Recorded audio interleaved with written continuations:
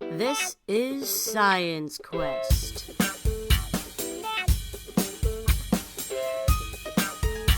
With your host, Jed Allen Friels.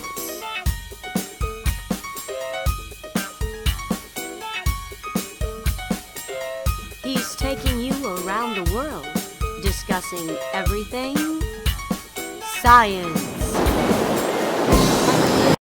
Hi, I'm Jed Allen Friels, and thanks for joining me for another episode aboard the Lake Guardian in Lake Michigan.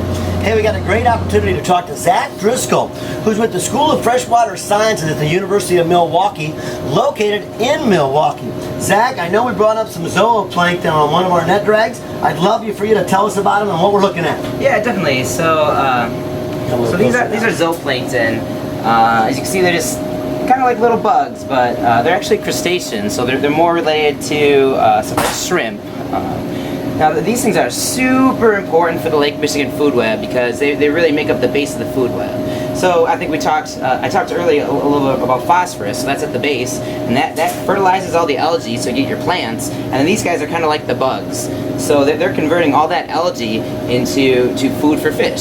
So they're a really important link between the algae and the fish. So Zach, tell me what happens if we have too much or too little zooplankton. Yep, and actually zooplankton concentrations have really gone down since the invasion of Dracaenian mussels, or the zebras and the quaggas, and that's a really big concern because a lot of fish are really specialized on feeding in this open water. So these guys, they don't live on the bottom, they live just suspended in water. Plankton basically means free floating, so they're free floating in the water, the pelagic zone.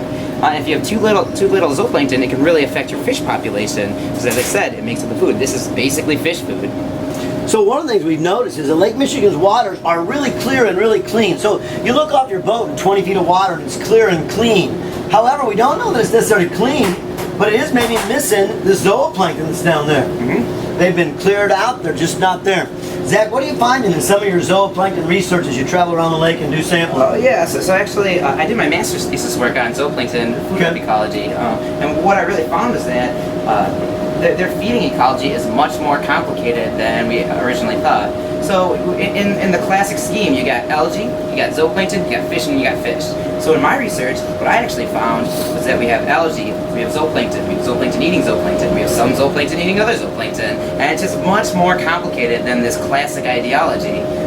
So we don't have a direct step on the bottom of the food chain. No. We've got a step down here where we're going back and forth, back and forth. Exactly. And some of these zooplankton are actually eating other zooplankton that fish might eat. So there's potentially even competition between zooplankton and fish.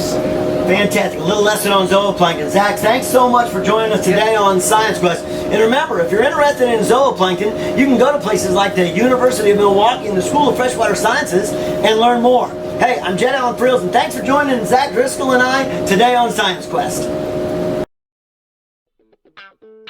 This is Science Quest.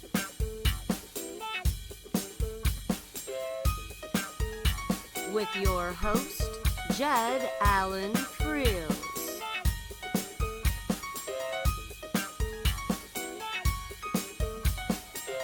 He's taking you around the world, discussing everything